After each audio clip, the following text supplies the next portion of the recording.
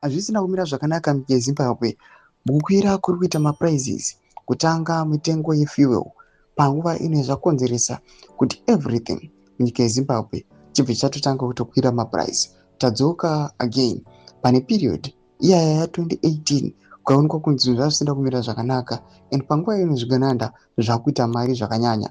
Sanapinda mashoko ari kuda panguva tiona kuti vanhu vatanga kustrika, manurses nemamwe macivil servants they are now striking vachiti the situation haichati allow kuti tinge tichiripota for work.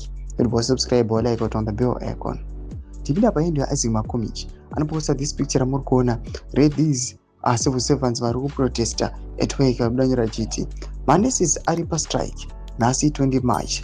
Number 2, fuel yemuZimbabwe iri kudhura kudarika Sadc yose. Number 3, kutora passport muZimbabwe kunodhura kudarika Africa yese. Number 4, tax inobhadharwa iri too high.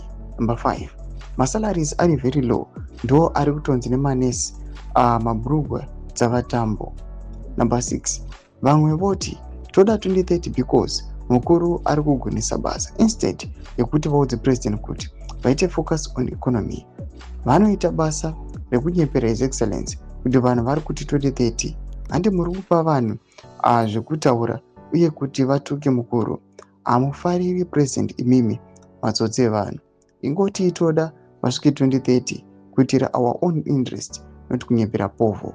Ndo mashoko anobuda nyogwa panguva ine naMakomichi achiya panguva ino achitaura pamusoro pezviri kuitika munyika yeZimbabwe. Panguva ino pari kuonekwa kunzi upenyu nyika yeZimbabwe hwava gavakava. Zvinhu hazvichagashiriki, hazvichatambiriki panguva ino.